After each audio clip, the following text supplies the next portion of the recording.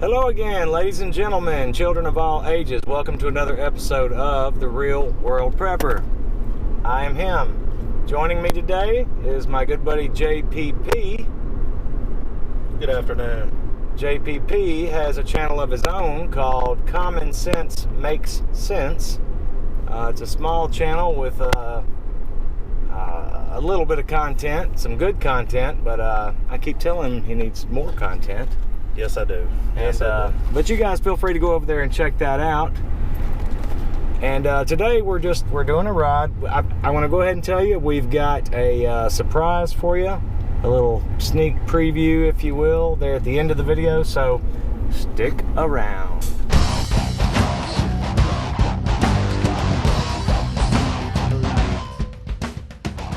All right. So anyway, thanks for joining us, guys.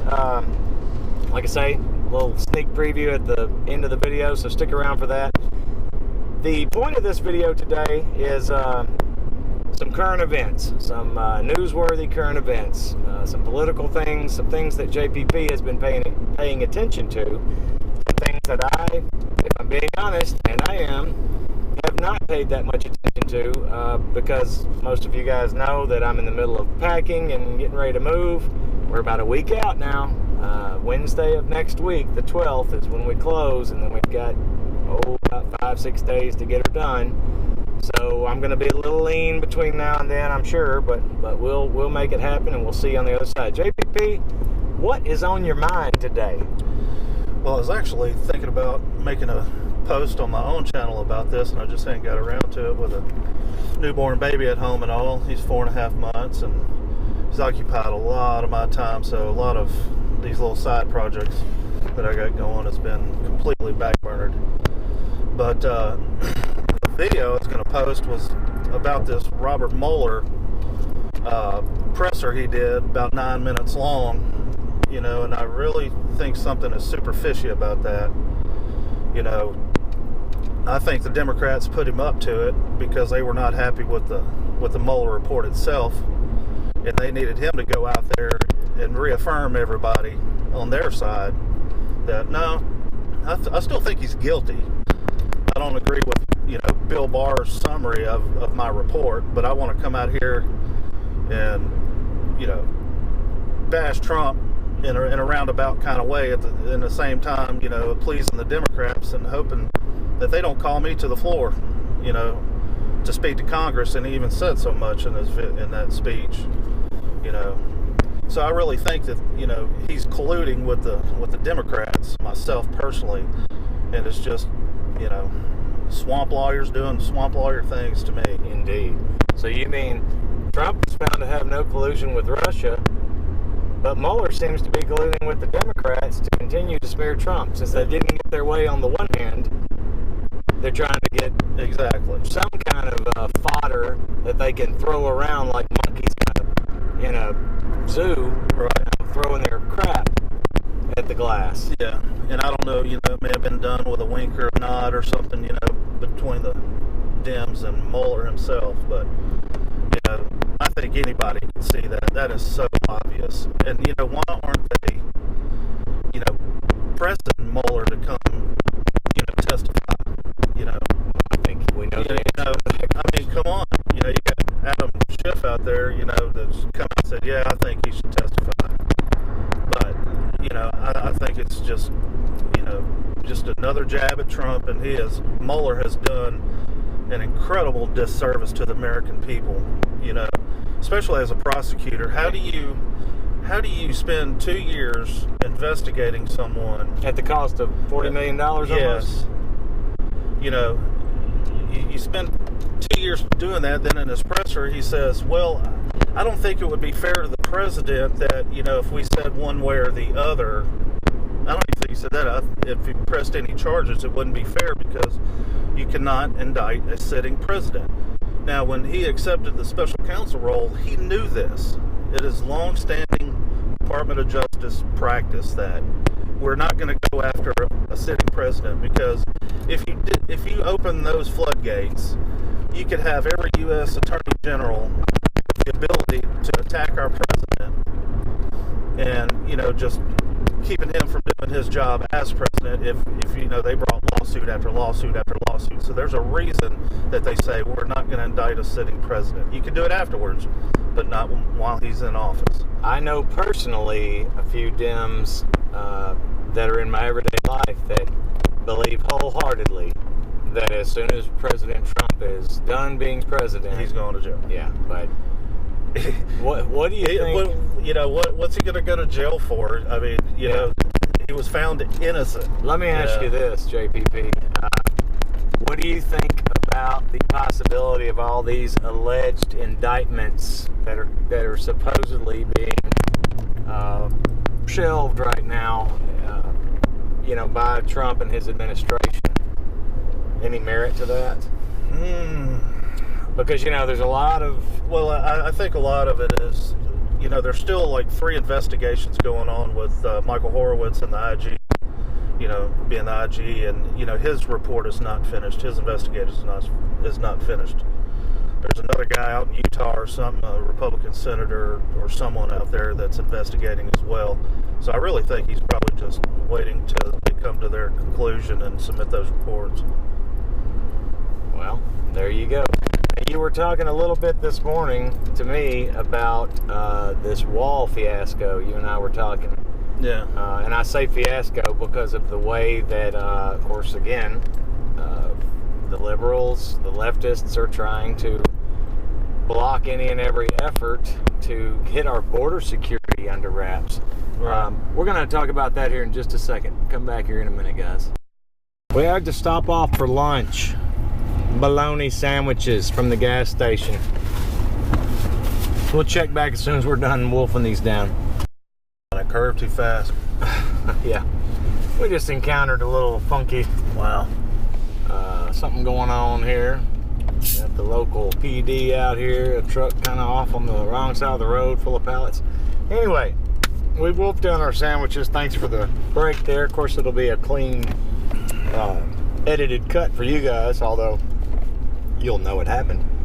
Anyway, so I had seen something yesterday, and again, not keeping up with the news like I should or like I'd like to,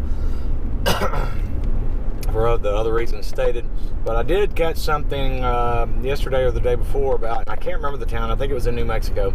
There's this group, Build the Wall or whatever it is. There's some group that's privately funded that is, I want to say they had to the tune of $250-$60 million that were donated privately to build a section of the wall, and I think it was in New Mexico, the border wall, that is.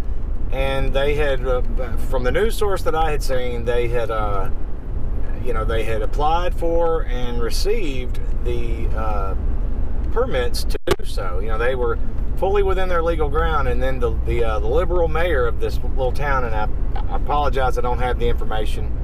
You guys may know something about it, but he comes on and basically shuts them down. So now they're in a legal limbo right now. I say legal limbo as far as the contractors and the group that has put this money together to build this wall. According to them, they have all of the proper documentation, permits, and everything else to build this wall, and they had already started building the wall, and I want to say it's almost finished it. Then they come in and block it. Of course, because it was too tall. At least they've almost, that was another thing. First thing they claimed was that they didn't have the permits to do it, and then they claimed, maybe you had the permits to do it. We can discuss that later. It's kind of what the mayor said. But also, what we do notice is that you're not in compliance with our town regulations. We're talking about border security. We're talking about national security. And you've got a liberal mayor, of course, claiming that his worry is that, the fence is too tall for the town's rules. Looks like, come on.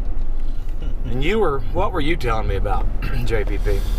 Well, first and foremost, I am married to a full-blooded Mexican from Mexico, and she is just full of all kind of useful information. And she said that with Trump imposing these tariffs on Mexico now to stem the flow of these migrants coming across,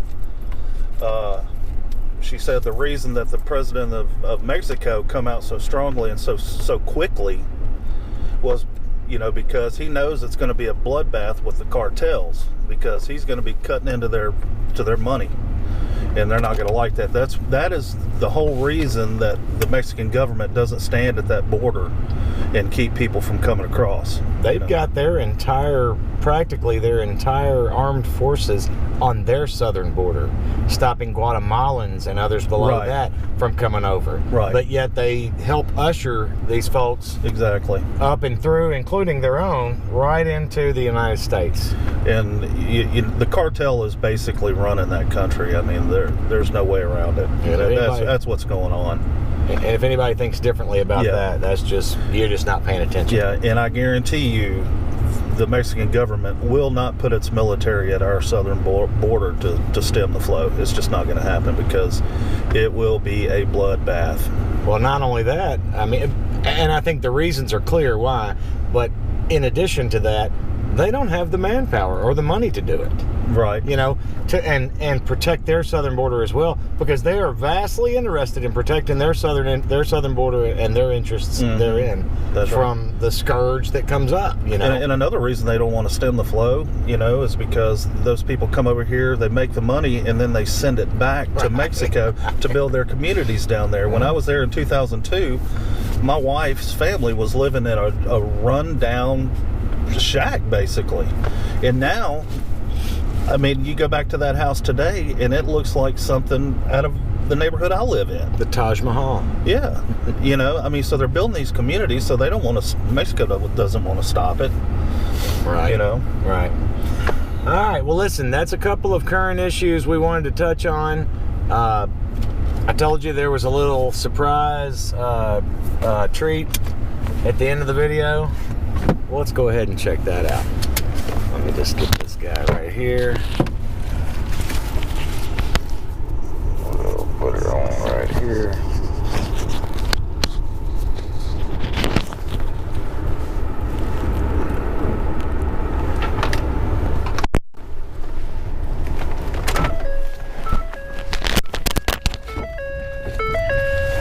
He clipped it. All right, guys, so the surprise is we rode out here to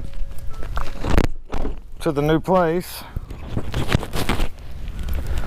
Again, like I told you guys, we've got a week and a day before we close. Today is Tuesday, the, what is it? 4th. And you need to mow your grass badly. It does need to be mowed. It's supposed to be mowed once before closing per part of the little things in the contract. So here's the place.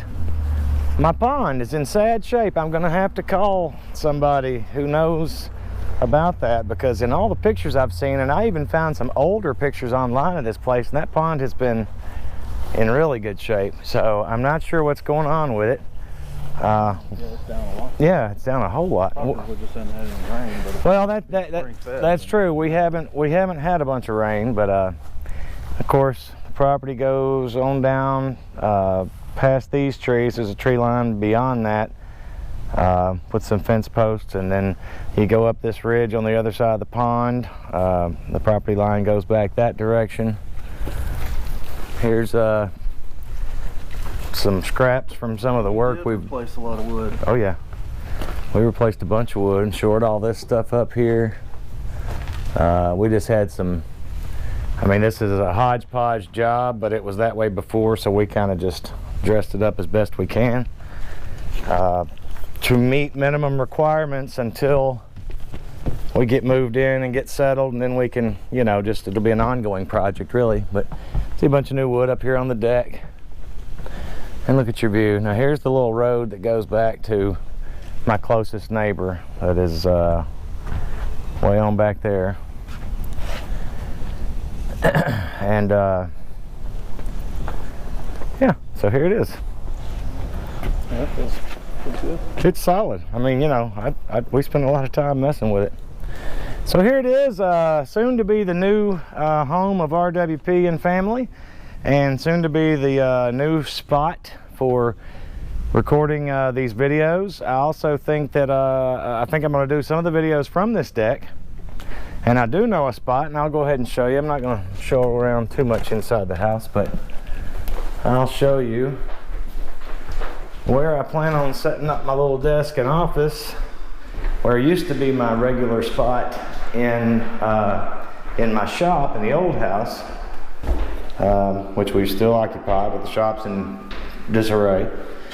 But right here in this corner, I'm going to put a desk, a little corner desk that I've got. And so you'll kind of probably see the view from about like this, something to this effect.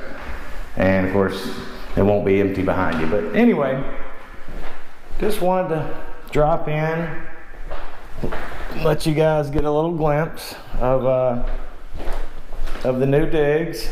It'd be nice if you could open this one up.